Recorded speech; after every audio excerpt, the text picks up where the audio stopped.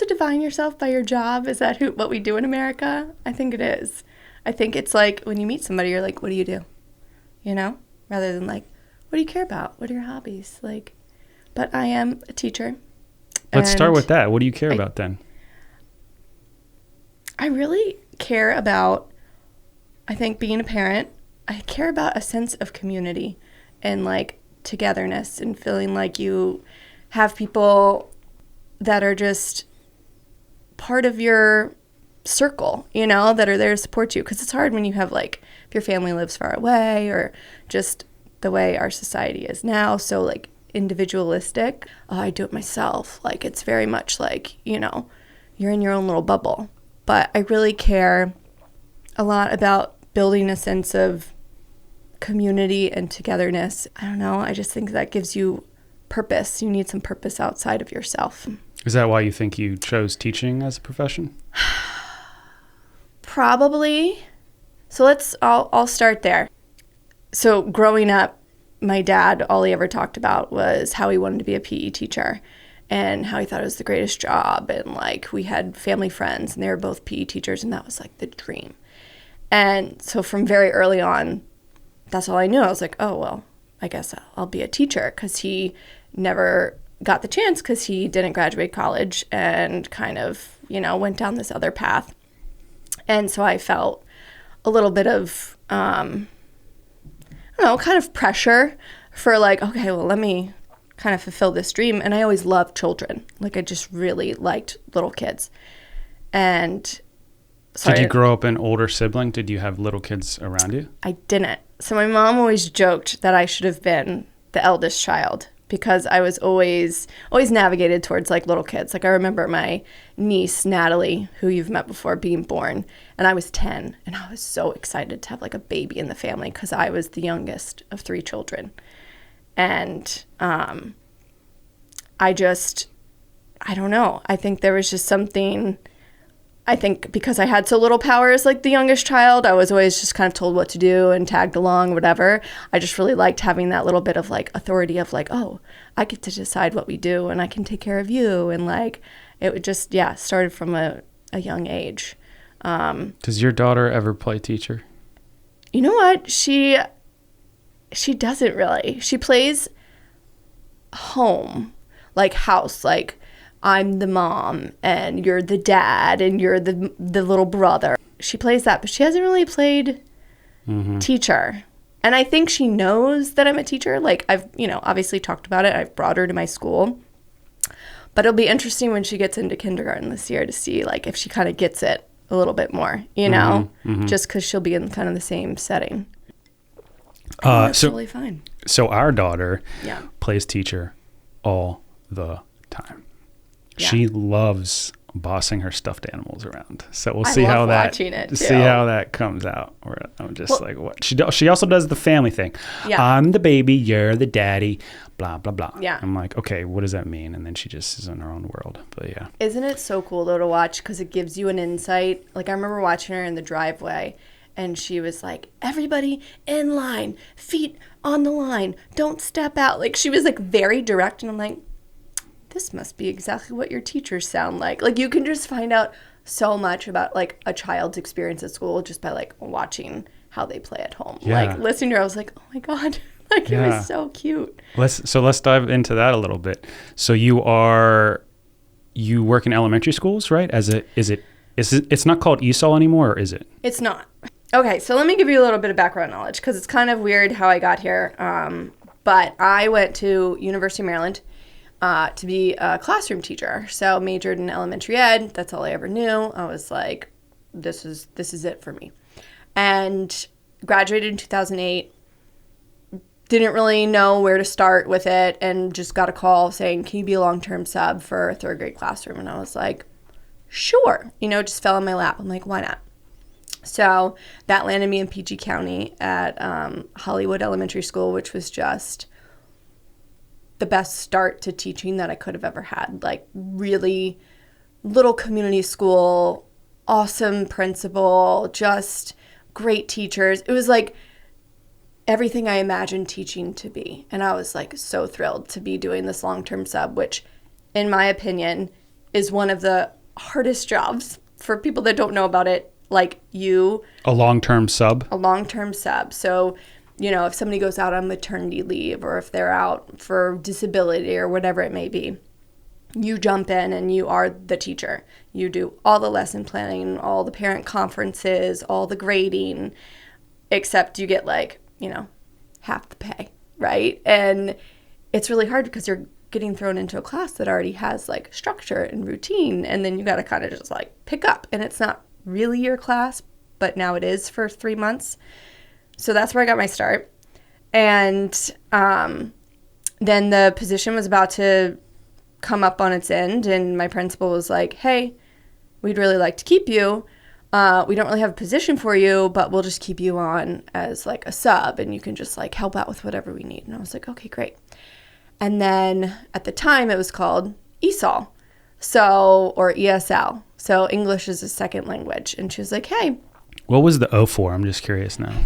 English for speakers of other languages. ESL is better, easier. Yeah. English There's been second so language. many acronyms thrown around. So anyway, she like offered me this position because our numbers went up and they needed another teacher. Now, I grew up in Frederick, and we did not have ESOL, and I had no idea what it was, but she offered me the job, and I was like, sure. And I said, but I'm not qualified. Like, what do I have to do? And she's like, oh, it's fine. Just take a few classes and pass the praxis, which is like to become a teacher, you take this praxis test, and then there's another one to become. Wait, so pause 1 sec. I missed it. Sure. How long were you a long-term sub before? For about 3 months. And after the 3 months, you were kicking so much ass that they were like, ESL, you. So Barbara Caskey, her biggest strength was that when she saw talent in teachers, she did everything that she could to keep them and to make them happy. And she, you know, if teachers wanted to switch positions within the school, like she was going to make it happen. And she just really cared about her teachers. And did you look at her as a mentor? Or did you have any mentors? I did. She wasn't so much a mentor as just, I just had a feeling about her that like, this is probably going to be one of the best principals that I work for. Because there's been a lot of change in teaching since I started. And one of it has to do with just administration and turnover and just a lot of county mandates that kind of makes, you know, it's a trickle-down effect. Like, I feel like principals have lost some of their authority, right? And they're being told, you need to do this, meet these marks, you know, whatever. And then they kind of bring that down to the teacher level where it's like, hey, you need to stick to this curriculum. It's scripted. Make these test scores. We want to see this happen. And it's just taken away a lot of the autonomy that we used to have. And one of Barbara's strengths was that she really trusted her teachers. She protected us from things that she didn't think were necessary and that were a waste of our time. And she's like, no, we're just not going to do that. That's not in the best interest of our staff or our students. So, but she could do that because she was a veteran. And now you have so much turnover that you got these new principals coming in here trying to prove themselves. So they're nervous and they're trying to impress their boss. And, you know, it just... trying to make everyone happy, right? Yes. Right. And so there's just not as many of those Barbaras anymore that are like, no, I trust myself enough to be able to lead this school without, you know, needing to make everybody else happy. So when did you start teaching? And then 2008. And so then, it's been how many years now? So like, what, can I do math? 15 years coming 15, up on 16? 16. Yeah. It's a long time. So what do you like most currently? If you put all the BS aside, what is it about little kids that you enjoy spending time with? Like, why do you do this? Why do you do what you do? Paul, that is a very difficult question. It's a hard question to answer because maybe you don't feel the way you used to feel. You know, at the core, it's still the same. You're there for the kids. Nobody got into this profession to make a ton of money or to get, acclaim, or just, you got into it because you cared about kids and you were hopeful that like you could have an impact. And at the end of the day, it's still the kids that bring the most joy. And in my domain, teaching English to kids that speak other languages, it's just incredible to watch, like, just the growth and the resilience of these kids who are coming from just all over, like, war-torn countries, seen more in their 6 years than I have in my whole life. And then here they are, new country, new environment, and they just, like, shine. And you're like, oh my gosh, like, it just still gives you hope, right? As much BS as there is in teaching and how just mentally, emotionally exhausting it is, you can, like, just look at this one kid and be like, okay, I feel better. This is why I'm doing it. Like, just... How often does that happen where you have a feeling of... of that? Luckily, it's, every year it happens. Like, you get... That's the thing. It's like you kind of feel... I was trying to explain this to my husband the other day, just how he's like, why don't you ever feel like you know what you're doing at your job? I'm like, because it changes every year. You get brand new kids every year. You get new staff every year. You get new curriculums every year. You get everything's new, right? And so you always feel like you're trying to, like, just push yourself to, like, be better, to adapt, to be flexible. The kids' needs are changing constantly. But at the end of the day, you still have those kids who are like, they just write you the sweetest notes and they're like, you're the best teacher. I've learned so much from you. Thank you for teaching me English. Thank you for, right? And that's honestly why you do it. Because it's not like you're getting bonuses or you're like, hey, really great performance this year, and we want to give you some extra money and promote you. There's none of that happening. So at the end of the day, you're doing it for the kids.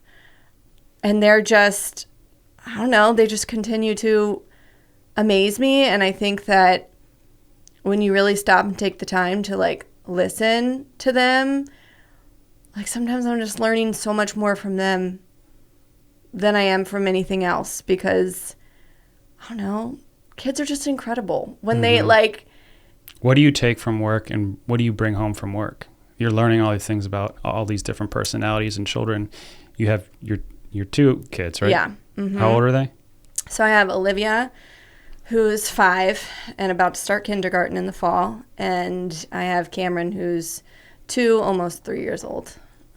So, yeah, I think being a parent definitely changed who I was as a teacher, because immediately you're just like, how do I want my child's teacher to treat them, and what would I hope that they remember about their teachers, right? Like, it's not my favorite teacher to this day. One of the reasons I wanted to become a teacher was my first grade teacher, Mrs. Snap. Never forget her. She named her first daughter after me, brought the baby to our house. Like, it was like a really close relationship. And I don't remember what she taught me. I'm sure she taught me how to read, but I just remember how warm and kind and caring she was. And for, me, who is very shy and nervous and, slow to warm up, she was just exactly what I needed. And so, yeah, when I'm getting frustrated at school with behaviors or getting frustrated with my own kids, it's like, okay, I just want them to know that I care about them. I'm a safe space.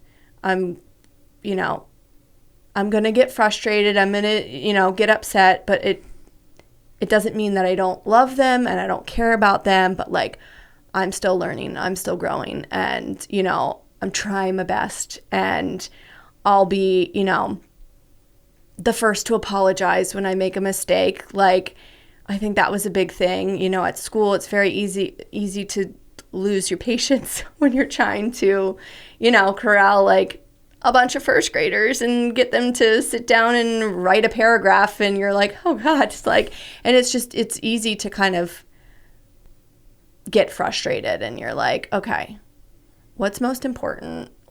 What do I really care about? It sounds like you might run into frustrations at work and then you get over them. And so then you realize maybe at home you must be tired. Yeah. But if you do get frustrated, you understand like it's okay. It's going to be okay. Yeah.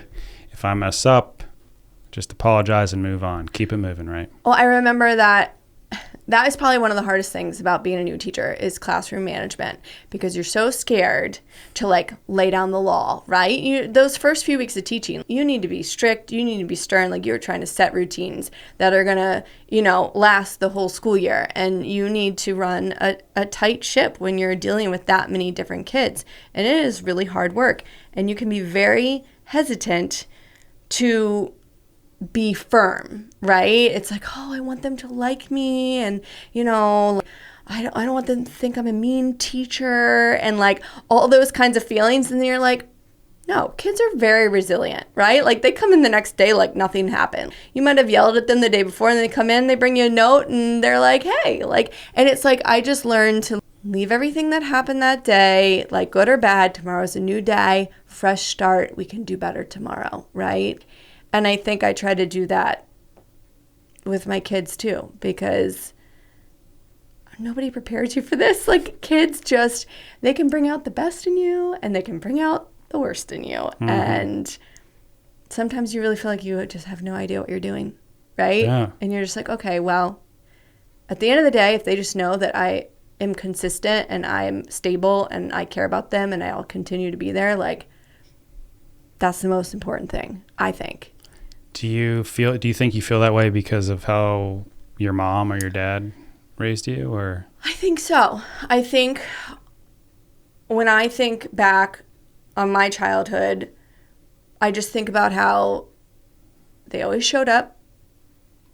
They kept their promises. They always supported us and encouraged us. And they did the best that they could, right? But never once did I question if, they loved or cared about me. And I think you really take that for granted when that's all that you've known. And then you work with students who don't have that at home. And you're like, oh, wow, this is a very different upbringing that, you have. And you don't have that same stability, and you don't have that constant love and care. And for some kids, like, they're getting it at school. Yeah, it just breaks your heart a little bit. And you're just like, okay. When you say things like that, what exactly do you mean? Like you see kids come in and they're not getting maybe loved and supported like you think they should, or what? I think like during COVID, when, everything shut down and we went to virtual teaching, and all of a sudden you have a literal video camera into this child's household, right? And you're kind of seeing their daily life on display. And you're like, oh, wow, this is very different. And before that, it was just, parent-teacher conference. You meet with them for 20 minutes, and that's about, as much FaceTime as you get with them for the year, besides some phone calls and some emails. But I think during COVID, just seeing like, whether it's, food insecurities or financial insecurity, or just, a household where there's, you hear screaming and yelling in the background and it's kind of a mess. And you're like, okay, this child is dealing with a lot behind the scenes, and I'm expecting them to show up here so I can teach them about verbs, and you're like, all right, sometimes they just needed you to just be there and be like, how you doing? Yeah. What are you?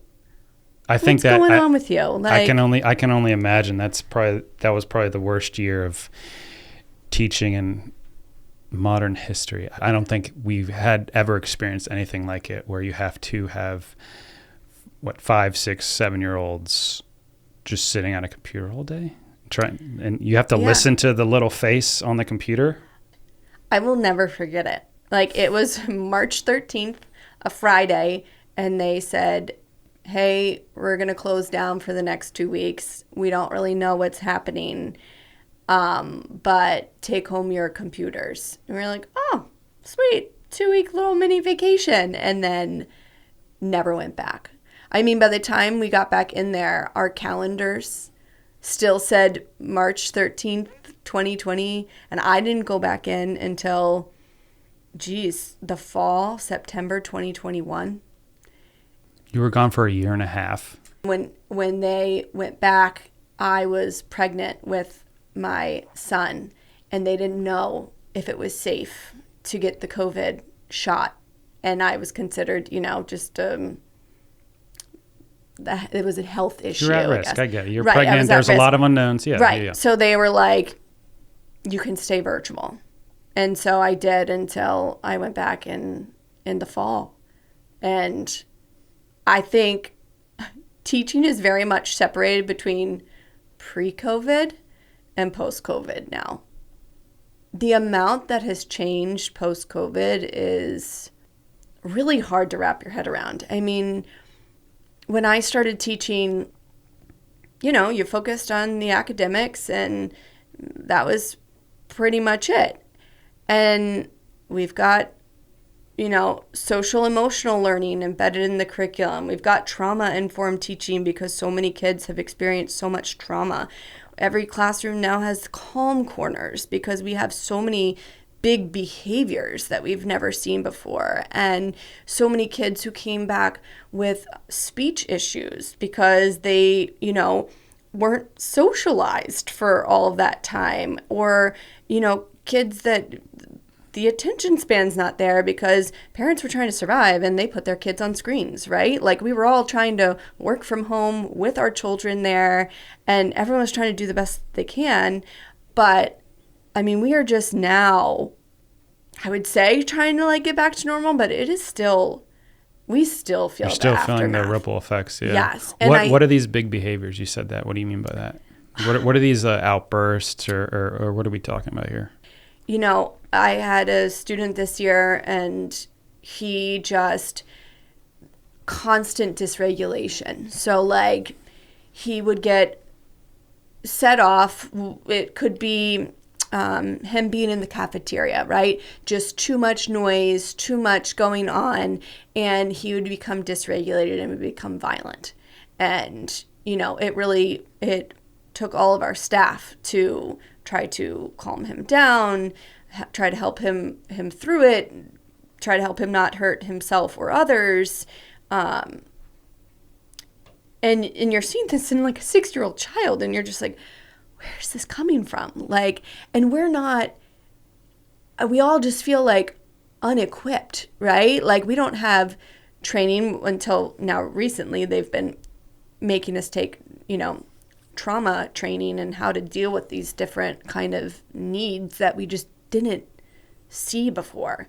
And, the student this year most consistently every day came into my class to use my calm corner, where, there was and it's kind of a mandate now. This was not a thing when I started teaching. There were calm corners, right? And it's basically a place where you go to try to regulate your emotions, and you work on breathing. You have sensory activities there. You have little games or toys. You have, puzzles, something to just try to bring you down and regulate you, so we can kind of... How often, or how do you navigate these conversations with, let's say, this child's parent? It can be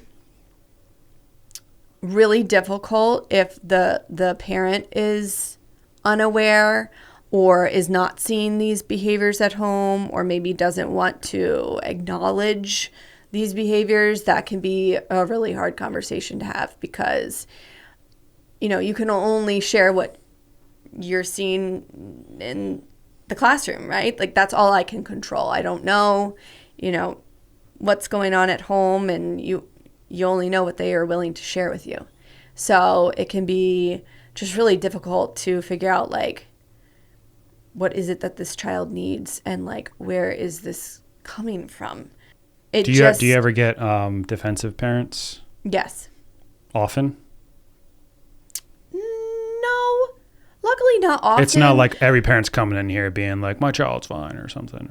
No, I think it's just public education has changed so much since I started teaching. And one of the reasons I'm worried for my own child to start kindergarten this year is because I think I know how different it is, right? Like, I'd love to hammer down on that, because I think, when you really think about parenthood, how much we care about our kids, everyone loves their kids more than anything, unconditional love, blah, blah, blah. It's amazing. Yeah. But then we send them off to somewhere for 40 hours a week, essentially. Mm-hmm. That's a huge part of their upbringing. Yeah. That's a huge part of their life. Yeah. So what do you mean, what do you see, or what are your concerns? And I'm just curious about public education right now, at least in your opinion, in your eyes. First of all, people like to throw around that, there's a teacher shortage, right? And that is not the case. We have plenty of qualified teachers out there that don't want to do the job. And I have seen so many incredible teachers leave teaching because they can't handle just the stress of it anymore. I mean, it is. And this is in Montgomery County, Maryland? I teach currently in Montgomery County, yes. Right. So yes. That could be the case in other parts of the country. I don't know what you know about the national teacher. I'm not going to throw out statistics, but I just know that, it is a real problem. And I see it just year to year. There's so much turnover, right? Whereas, when I started teaching, that was the best thing about my school where I started at, is so many veteran teachers. And I don't know the statistics on it, but I know that there is a huge amount of teachers that quit teaching within that first 5 years. So you're not getting those veteran teachers anymore that are lasting. So you're saying there's no shortage, but people are quitting. Yes. So it's almost like just influx of young people in their 20s, primarily women trying to, I'm assuming primarily women, right? Yeah. Just not that matters, but these people in their 20s graduating college, they love kids, they want to experience what you experienced back in 2008, and they're not getting that. And so they're quitting. And you want to be like, run the other way. Don't do it. Don't spend your money on getting this degree. But then you're at the same time, you're like, okay, but I'm about to send my child into public education. So I want them to have these good teachers that really care about them, but it's just public education is killing the joy of teaching. You have all these badass, knowledgeable, intelligent women. I work with so many teachers I have my master's plus 60. I've gotten, a lot of education to do this. And at the end of the day, it's, here's your new curriculum. It's scripted. Stick to the script. Don't deviate from it.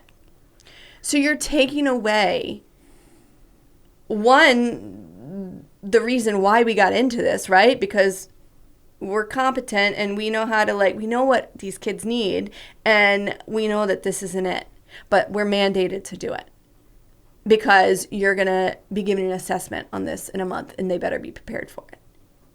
Right? And we want to see those test scores go up, and we want to see this. And, there's been a push to align test scores with teacher pay, which creates a whole slew of problems. And right at the end of the day, if I said to you, hey, what do you hope for your daughter when she goes into school? You hope she has those good test scores? No, I hope that she's inspired. I hope that she's curious. I hope that she feels cared for and loved for who she is and her interest and what she brings to the table. And no parent is going to be like, oh, those test scores, love the way that they've really gone up this year. They are taking away any type of autonomy that teachers once had in teaching to really be like, I know what my kids need. Unfortunately, it does sound like they're treating it like a business. Yeah. It's like they have to get these scores so they can be the number one county in the area or the country. Yes, because, you and I both grew up in Maryland, and I grew up in Frederick, Maryland, and I remember Montgomery County being the epitome, right, of where you want to teach, where you want your kids to go to school, and they pride themselves on that image. And then you get in there, and you're just like, ooh, there's a lot of corruption here. You know, we had a lot of issues with our superintendent this year with some, you know, stuff going on, and just constant need to basically go to bat for, you know, your contract and your salary, and them constantly saying, oh, well, we want to cut the budget. We don't have enough, but we're going to spend millions on, you know, purchasing these new curriculums that you didn't ask for. But we're not sure if we can give you that raise this year that we had promised you. It's just that kind of stuff where you're like, it's not that we don't have the money. It's where you're choosing to spend the money. And, you know, teachers just feeling like their voices are never heard. And the county just continually wanting to use the phrase, we're doing what's in the best interest of the student. When did you ever think that we weren't? Like, why do you think we got into this profession? Because we want what's best for the kids, but not at the detriment of teachers' mental health. And if teachers aren't happy, I can tell you the students aren't going to be happy. If they don't feel supported, and they don't feel like they're being heard, and they don't feel like they're being, you know, rewarded for just the amount of effort that they're putting in. I mean, it is like blood, sweat, and tears. And like, luckily there's been a big shift. And I don't know if it's just because I've gotten older and I've got, you know, a family and other commitments, but it was an expectation when I started teaching that you stayed after contract hours. If you left at the end of the duty day, everyone knew about it, and it was very frowned upon. And it was like, oh, you left at 2:45? Like, you have to stay at least an hour extra, right? And as a new teacher, I was staying there till 8 o'clock at night because I, you know, had no idea what I was doing. Like, I remember walking out with the custodian and her being like, okay, it's time to go, because she was shutting down the school. And I'm like, oh, okay. Right? Like, I put in, because I thought, I was like, well, that's the expectation. We got to go above and beyond, you know? But then at a certain point, you're like, oh, well, all my friends in, like, business and, like, other careers, like, they're getting paid for their time and we're not. And so there has been a shift in lots of, you know, movements for teachers. You come in when your duty day starts and you leave when your duty day ends, and you show them what you can actually get done in that amount of time, because the amount that they're asking from us and what their expectations are, it's impossible to get that done during your contractual hours. Like, they're asking. So, like, let's say when I started teaching, right? Like, you know, I'm with the students for most of the day, and they go and I get a break for, you know, lunch and recess and some planning time. Other than that, you're with the kids. Well, then, you know, shortages started happening with, you know, subs. It's really hard since COVID, especially, to get substitutes in. So now it's like, oh, hey, we're actually going to need you to cover lunch and recess today so you can use your planning time to eat your lunch. But then we also need you for team planning. And then you also have to, and it's just, you see your time just being, you know, nickel and dime down to nothing. And you're like, when do you expect me to actually prep and plan for what I'm supposed to be teaching these kids? And it continues to happen. And, you know, nobody just sits down and asks themselves, why is this happening?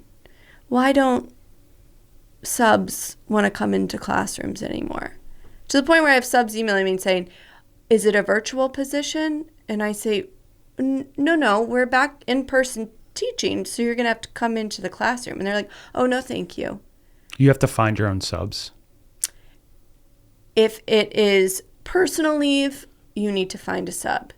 If it is sick leave, you do not need to find a sub, but teachers usually do, because you constantly feel this guilt of, hey, you know, if I don't get a sub, my team's going to have to cover for me. And you don't want to let your team down, right? Because they're going to have to print the plans out and get things ready for whatever body they find to come into your classroom for that day. And I'm very fortunate because I'm not a classroom teacher. So yes, I have to get a substitute, but it's not necessary like a classroom teacher needs a substitute, because I'm pulling kids out of the class, right? And they just won't get services that day. But for a classroom teacher, this day and age, just to make a doctor's appointment, you feel guilty. Your kid's sick, you feel guilty. Your teachers are coming in sick constantly because it's harder to make subplans than it is to stay at home and rest. And, you know, they're like, it's not worth it to make these subplans. I'm just going to come in sick. Like, what do you think needs to be done? Do you think, so you mentioned all these new teachers are coming and going. So it sounds like the experienced teachers are the ones that have to change, but it doesn't seem like you might not have the power to if there's this big board of Montgomery County, we're the best, just like throwing things at you and telling you exactly what to do. And you're saying that it wasn't like that like 10 years ago, or? No. When I started, it was... What do you like, when did you see the change?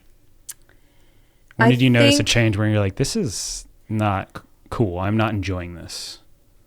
I think when I started to reach that, when my first principal retired and a new principal came in, and I started to see, and again, I don't know if this stuff was happening and my principal just protected us from it, but it was like all of a sudden there was a lot more mandates of, hey, you have required team planning every week, and admin's going to be there, and we're going to be watching what you do, and we expect to see the same thing happening in every classroom at the same time. But we're all different teachers, and we all have different kids with different needs, and how can that be? And it went from, you know, a curriculum where there was, you know, topics recommended, right? Like, okay, you know, this week we're focusing on life cycles. And you're like, okay, I can do that.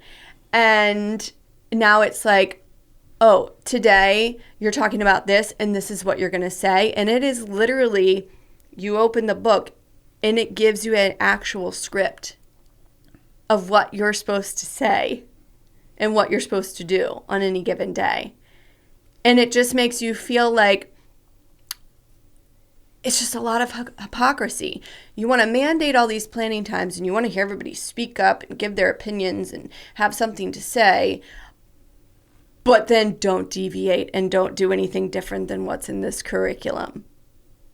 Right? So you're like, okay, you want to take my time away from me that I could be using valuably to plan and prep materials, whatever I need to do for this lesson. But then it's already done for me. It's just taking away any creativity or any, and you almost feel like you have to be like a rebel to be like, okay, I'll sit here and I'll listen to it, but I'm still going to do what I want to do. And you feel like new teachers, right? They're so scared and they're getting observed constantly and, you know, aren't tenured and are just trying to keep their job. So they don't want to, you know, ruffle any feathers. And so they're doing exactly what they're being told. But like, there's no joy in it. Like, it's just robotic. I remember, so the observation stuff, I remember that happening when we were kids, right? That's always an ongoing thing. Did your teachers prep you for it? No. But I remember like, hey, when there was another adult in the room, it'd be like, oh yeah, best behavior. I kind of felt like I wanted to, because if you like your teacher, you're like, right. Oh, they're grading her. Right. Like she grades me every day, but now they're grading her. Ooh. Right. So that was always a thing. Do you think it's a little different now, or you just think that's like one more layer on top of all the things going on right now? Because you want to observe your teachers, right? Oh, like you want to. Well, yeah. Yeah. But you also want, like, that was another thing. My first principal, she was in the classroom all the time, so you didn't feel that pressure. They are only here to observe me and take notes on me and write up everything that I say. right? So it's very stressful and very unnatural for the kids who are like, who is that person? They might not even know who the admin is because they never see them, right? So it's not this like comfortable kind of like, okay, like they come in here, they've seen my class and how I run it because, you know, they come in here weekly and pop in and say hi to the kids. It's not that anymore. They're, you know, stretched so thin with the amount of responsibilities that they have. And you know, everyone's like, well, do you want to be an admin? I'm like, God, no. I would never wish to be in their position. But at the same time, it's like you are like, hey, you're the leader of this school. Like, you know what's in the best interest of your staff. And why do you keep just placating to the county and all these crazy things that they're asking us to do? And why don't you say, no. Like, that's not going to work for my school. Like, we're going to keep doing this.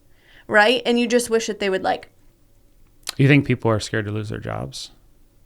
You think these principal salaries are maybe nice to have and you know, and not just, I'm not talking, I want to be careful with how I, you know, talk about this stuff because I don't know anything. Yeah. Like, why do you think principals aren't sticking up, or why do you think principals aren't sticking up for their community, their school, like maybe the principal that you had when you first entered in 2008? I don't know. I ask myself that sometimes. I'm like, we're a bunch of people pleasers, right? There are a certain breed of people, right? We want to do what's right, and we want to do a good job, and we want to try our best, and we want to make you happy, right? And I don't know. I think there's just... If you were principal, what would you do? Let's just have fun here. God, Paul. It sounds like you might know what you would do. It sounds like you have a really good idea of like the mandates in such a strict, overbearing... I think I would put more trust in my teachers. You're the one that hired us. You interviewed us. You asked us tough questions. You were clearly impressed by us and our level of knowledge and expertise. And then we get into the position and it's like, I'll listen to you. I want to hear what you have to say. Oh, but at the end of the day, we're still going to do it my way. And it just, you constantly feel like you get into a room to have your voice heard, and then you're shot down for whatever reason. And you're just like, did you even care what I had to say? Or are you just trying to make it seem like you're listening? We come to these rooms like we are coming to these meetings with solutions, right? We're not just trying to complain constantly, because teachers can complain, right? It gets really stressful and we can complain with the best of them. But like, we are trying to come up with solutions. And, you know, I've been told a lot, think outside the box. Things are changing. Switch it up. What do you think? And I'm like, okay, well, let's try this. Nope, we're still going to do it this way. And you're like, okay, I get that, you know, you're the leader, and at the end of the day, you do get to make the final call, and I understand that. But why did you hire us if you don't trust that we know a little bit about what we're doing and what our kids need? Like, you are trying to come in here, you know, and they do it to classroom teachers all the time. Like, these classroom teachers are with these students, you know, 6 hours a day. Like, they know these kids. Like, they know their likes, their dislikes, their strengths, their weaknesses. And then you're going to sit down in a meeting and have the audacity to say, no, you need to be doing it this way. And you're just like, come into the classroom, please. You come show me how you want it done. And that's, I think, if I was ever a principal, which won't happen, but if I was, I would put more trust in my teachers. Yeah, this just sounds like a lack of connection, right? And I think the way we connect now is just much different than it was even 10 or 15 years ago. When you talk about all the social media, kids growing up on social media that are now teachers in their 20s. Oh. And, you can go into those layers, way above my head, but I do think that there is a lack of connection. And that's kind of some of what this is about, like, learning from each other's stories about how you connect, and how you stay connected. Yeah. So I think it's really cool what you said at the beginning when you were like, I really just like the community aspect of life. Yeah. Right? And teaching seems like it used to be that way. Yeah. And it just seems like there's some sort of disconnect. And sorry to hear that. That sucks. It gets deep, man. It does. It's, yeah. Okay, so you have all this stuff going on at work. Yeah. All this stuff, all this drama, all this frustration, all this oh man, I wish it could be better. What's in your mind when you're off work? I really try to disconnect from it in the summertime. Like, I joke, I'm like, I don't really want to see anybody else's kids over the summer. I just want to focus on my kids, right? Like, I'm like, we go to the park. That's totally and I'm understandable, like, yeah. But it's so funny because I swear people can smell that you're a teacher. Like, kids will just come up to you at the park and you're like, not my problem. You're not my student. Like, please don't ask me for help. Don't ask me for anything, And I don't know if they just like sense it. But Chris is like, every time we go to the park, he's like, why do these kids come up and like ask you for help? I'm like, I don't know. Maybe I just give off a vibe. I don't know. I think you do. But it's like... I'm curious, what do you feel most confident about in being a mother? Oh, God. Like, there's got to be something where you're like, you know what? These are like my strong beliefs. I know this is a good idea. Let me just sift past all the insecurity. Yeah, well, we all have insecurities. Anxiety and the most confident. I'll start. So at least for me, being a parent, I don't know if confidence is the right word, but one thing I really believe in is keeping my kid honest with me and keeping the communication open for her whole life. Yeah. Right. Even if she messes up, if she does the wrong thing, if she pushes a kid at daycare, if she does something she's not supposed to do, just tell me and then we'll deal with it. Mm-hmm. But, I know naturally as you grow up, you start to disconnect from your parents. You might not want to tell them everything. Yeah. And that's okay. But I just, my lifelong goal as a parent is to always have that open door. Like, hey, I'm here. If you need to talk, if you're struggling, that's what's propelling this forward, and talking to all these people and about their kids, about what their parents did. Yeah. I just find it really interesting because everyone has a different kind of twist to what they think is important, right? Yeah. No, I communication is key. When I think about my parents, like, my mom is one of my best friends. I talk to her almost every day. It's become very much like, we're on the same level, right? She's still my mom, but she's not parenting me anymore. I can be very open and tell her everything. And, it's great. And I hope, right? I'm like, oh gosh, if I could have just a little bit of this with my kids when they grow up, like, I would feel so lucky because I want them to feel like they can come to me with anything and I will love them no matter what. And nothing they could do will ever change that. And it's so funny because Liv is getting older, and she said to me recently, like, we got in an argument and it got heated and I got frustrated with her and I lost my temper. And a big thing for me that I focus on is repair and owning up to when I make a mistake and saying I'm sorry and letting her know that, like, hey, this is the first time I've ever done this, right? I've never been a parent to a 5-year-old before. So I'm figuring it out right along with you. It doesn't mean that I, should have yelled at you the way that I did or that I should have said what I said, and I'm sorry. And, I'm trying to be better. And I think that is really big for me because I felt like growing up, I just thought my parents, this is just the way that it was. And they knew what they were doing and they, had it all together. And my dad kind of ruled with an iron fist, and like what he said went, and there was very little like emotional connection.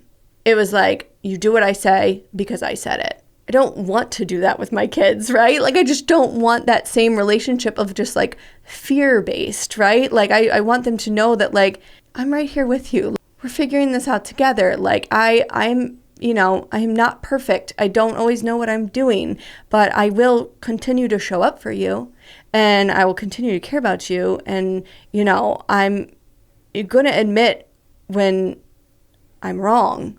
I just want a deeper connection. I still have, some unresolved issues with my dad, and it's very much in the back of my mind when I'm parenting of being like, I don't want to be that way. Well, if you go back to your mom. Yeah. So do you remember how she was acting with you when you were, let's say, a teenager, right? The teenage years are always hard. So it's hard, right? Like, love my mom to death, but it was very much like, wait till your father gets home. Oh. She kind of let him bear the brunt of it sometimes, like, because she didn't want to. He was the disciplinarian. Yeah. And, for better or worse, that's just the role that he took on. It's just that he never stopped. Like, he's still trying to parent. Me and my siblings were all grown. We have our own kids, right? And it's still like he never took the parenting hat off. You're in my house. You do what I say. You do, and you kind of can see the same things play out with your own kids. And you're like, whoa, whoa, whoa, whoa. We're trying to do things a little differently here. Like, I guess I'll give you an example. Dinner table. Eating together, family meal time. I grew up, it was very much like, you eat everything on your plate and you eat until I tell you that you're done eating. Okay? I think that was kind of like normal, whatever, back then. Today, it's very much like teaching kids some independence and teaching them to listen to their body and teaching them that, like, kids want some independence. They want to be able to make decisions for themselves, and you want to give them that ability to do so in certain areas of their life, because, right, a lot of decisions you have to make. They're little, they don't know any better. Eating was one of those things where it just really stressed me out growing up, and I was just like, I'm full. I don't want to eat anymore. Like, why do I have to keep sitting here? Like, to the point where, like, I've started, like, being devious and kind of, like, throwing it away in the trash can when I could, and then, like, lying and, like, being like, oh, I'm all done. Right? It seems so little, but you're just like, oh, I still remember that and how it felt. And so with our kids, we're very much like, hey, here's our food. Take what you want and eat until you're full. This is your last meal of the day. So don't come and ask me for snacks, but I trust that you know when you're full. Just being at my parents for the past 3 weeks and watching my dad just like do the same thing, and like all these feelings from your childhood come back up, and you're just like, no, we are not doing this again. Like, I want to raise kids that feel like they have a voice and they're heard, and they can be independent and they can assert themselves. And, I very much did not feel that way as a kid. It was like, oh, I do what I'm told. And like, mm-hmm. And I don't know if that's just shift. I think there's some sort of balance that we all have to find. Yeah. Because there is, like, you want to give your kid autonomy and you want to give them independence and all that. But at the same time, there has to be some sort of structure and leadership. You are the parent. Sometimes I think, like, okay, what I say goes, but it's not because I said so. Sometimes B will just have like one bite. She'll be like, my body says I'm full. And so that's tough. So then what do you do here? So I say, okay, let's just hang out for a little bit longer. Dinner time's not over. Yeah. And then she might keep nibbling. And then after like the second or third time, I'd be like, okay, just so you know, this is it. Yeah. Kind of like what you just said. This is it for the night. Yeah. All right. And then she'll come later and she'll be upset and be like, I know you're hungry right now. Right. This is the problem. And you see what you feel right now?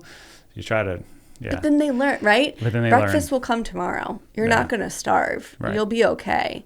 I'm sorry if I ever gave you the impression that you were in charge. And I was like, but you're not. And I was like, I am in charge. And part of being in charge is to keep you safe. Non-negotiables, right? You want to ride your scooter on the street, you will wear a helmet. I'm not going to argue with you about it. If you don't want to put it on, we just won't ride the scooter. It's your choice. Kids want structure. Kids want routines, but they also want to feel like, they're part of the decision-making process sometimes. And like that they're, especially like at this age, like it is like, she's testing the limits. What can I get away with here and what can I not? My motto sometimes is say yes when I can say yes. As much as I can say yes, I will say yes. So that way when I say no, they know that I mean it. I was bitter as a child because I was a very responsible, rule-following child. Like, I did not rock the boat. But I felt like I was treated the same way as my older sister, who did rock the boat and broke the rules and, did some things, right? And I was like, I'm different. I am not, like, I think kids just want to be seen for, like, who they are, right? And I see Olivia, she's very responsible and a rule follower. And so I know that she's going to do, like, the right thing. So I might trust her with some more things that, like, you might not trust a 5-year-old to do, but I'm like, no, I see you. I know you'll do the right thing. And then they feel really good that you put that trust in them, right? It kind of like builds them up and makes them want to do better. Does that make sense? Yeah, absolutely. Like, self-esteem is something that I'm like, that's a tough one. How do you build your kid's self-esteem? I don't know. We haven't really got there because we're still in the golden years of just, she has no shame. She's going to feel embarrassed eventually, but she just beautiful? It's so amazing to be around. You're just beautiful. Like, you just don't care. Yeah. You're great. It's so great to watch. And it's funny because, you're trying to teach your kids all these things and then you'll see them in the purest form and you start to think to yourself, why can't I be a little bit more like that? And just a little bit more carefree. Right. Like, what are we doing here? And I think that is, one of the reasons I got into teaching. Kids are just like so pure. But something that has changed over time is that like innocence is just getting like sucked out of them at an earlier age. And I think that's where a lot of my fear comes from with like Liv starting kindergarten, is that I feel like it's starting that young. It's hard to watch, right? To have these like sweet little kids who just like, why should they care what anybody else thinks? They're just going to wear what they want to wear and they're going to, dance in the aisles at the grocery store and they don't care if anybody's looking at them, And then all of a sudden it's like something clicks and they become like more aware of others around them and their opinions and, just. I think this, not to go too far off here, but I think I see the same thing in society where I think, and look, this is the way it is and kids kind of run the world in a sense. They are the next generation and how they act and what they believe in is how things are going to be. We're eventually going to die off, right? So we should like, even if we don't understand it, we should respect it, right? Right. And so where I'm going with this is like, I think there's so much pressure for some kids to find their identity at an early age. Mm-hmm.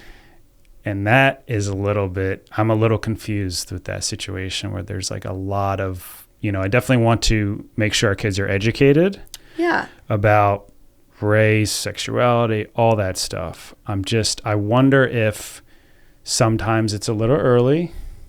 We're not just letting kids be kids anymore. I know. It's like, who cares about what you look like or how you walk or how you hold your wrists or whatever, It's just like, I don't know. But then I was talking to my friend John with the 4 teenagers and he's telling me that's just like, dude, this is just so important to them. And so at what point you accept that their identity and how they identify is so important to them that it's hard for us as millennials to understand, because when we were kids were just kids. There were gay kids. There were kids that were looked this way or acted this way or whatever. But it kind of felt like we were much more accepting. And not to say kids aren't accepting now. I think they're very compassionate. But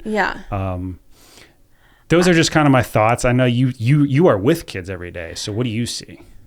I mean, it's interesting that I see it both ways.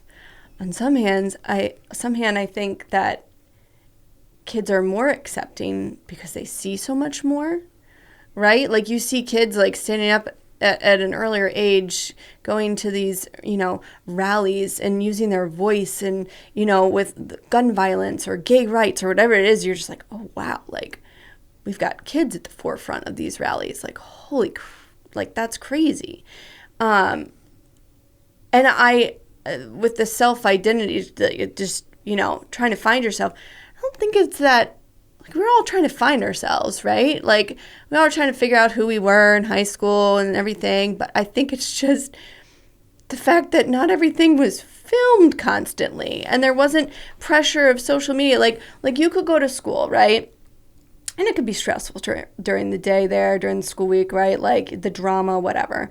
But then you go to your house on the weekend, it's your safe space, and you're not inundated with, oh, so-and-so is at, this party, and so-and-so is doing this, and, why wasn't I invited? And everything is public all the time.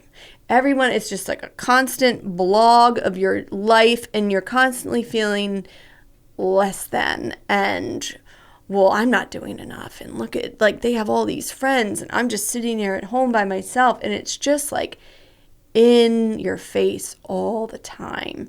And I think it's just hard for kids to get away from it, because it's like, right, parents are feeling the pressure to get the smartphone because everybody else has the smartphone, and they don't want their kids to be different than and feel left out. But then they get the smartphone, and then they see that addiction form, like we see with, like, we're adults with fully formed brains. And when does it happen to you that you found yourself scrolling on your phone for 45 minutes? You're like, and you kind of like throw your phone down, and you're like, what am I doing? Like, I just scroll, like, right? I'm an adult, and I can see how this is affecting me. And these are kids. You're allowing these kids to go into school with these devices and expecting them to pay attention in class and not be, distracted constantly.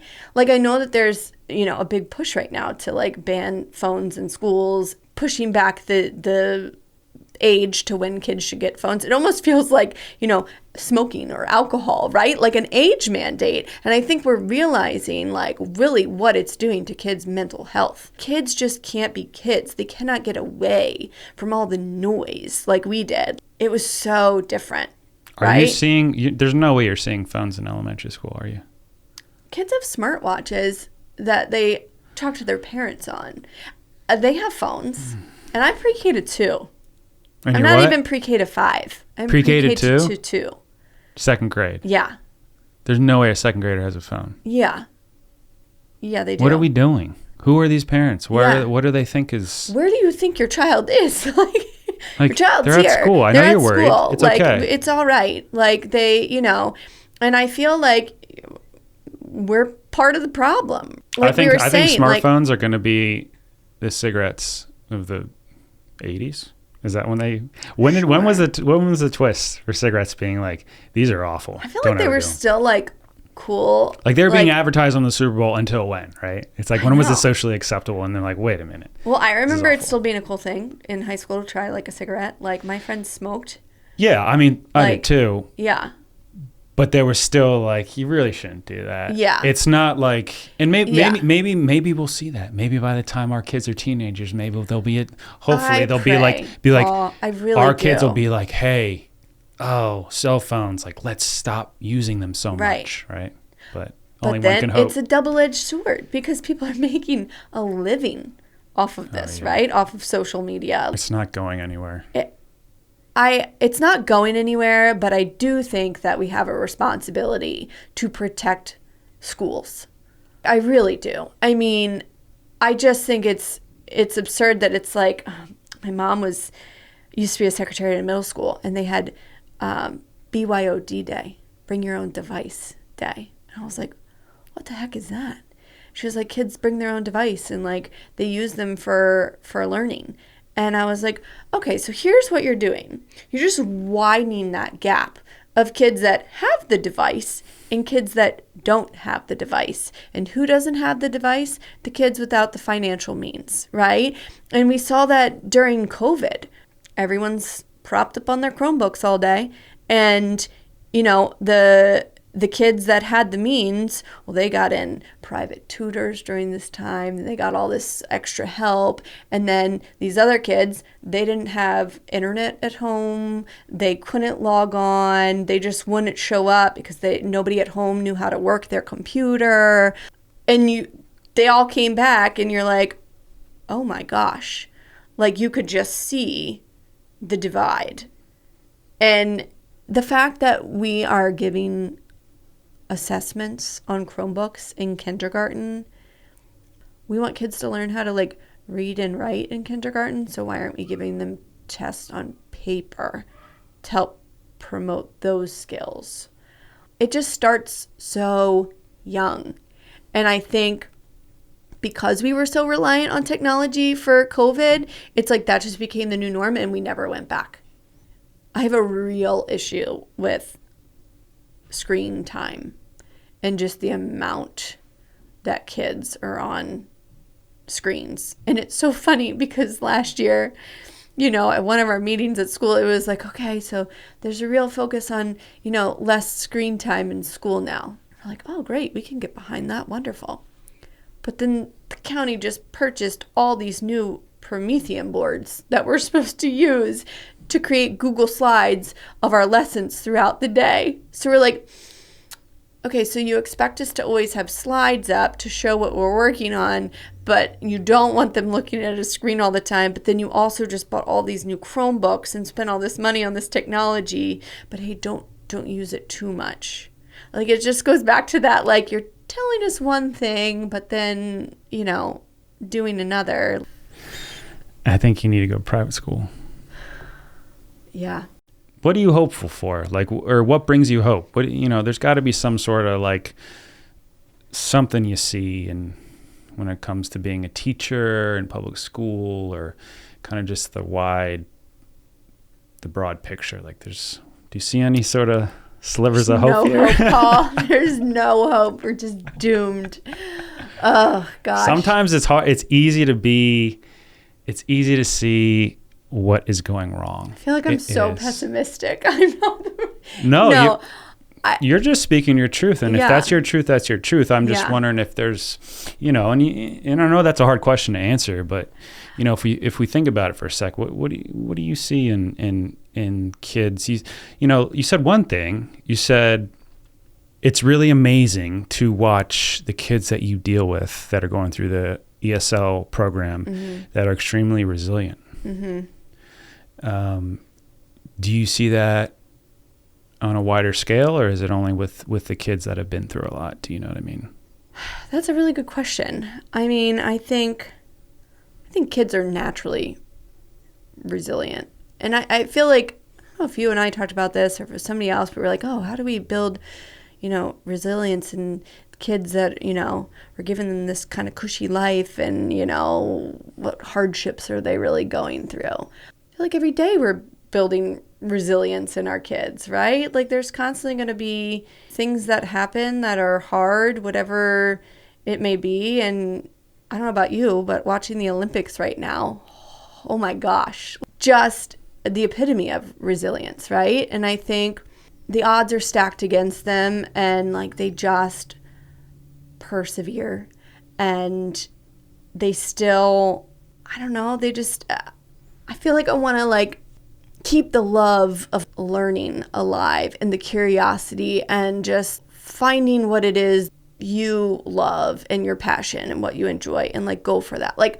I think about this one student that I taught, brand new, didn't speak the language, and he came in and he had a love for like animals and just really was fascinated by like just all animals. And I got him like these animal books, and by the end of the year, not only did he learn English, but he was writing bilingual books in English and Spanish, book reports on animals, and like brought it in to like share with the class, and was like so proud of himself and just like so inspiring, because you're just like, oh my gosh, like you're brilliant. I don't know. You just hope that like you can help kids find that joy.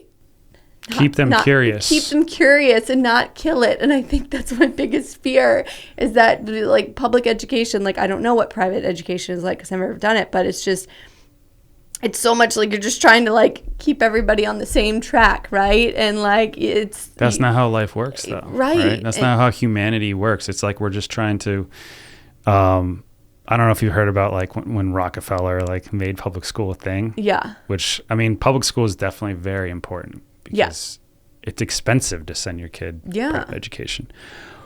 But it seems consistent with the idea of creating obedient workers. Have you seen where they relate it to jail?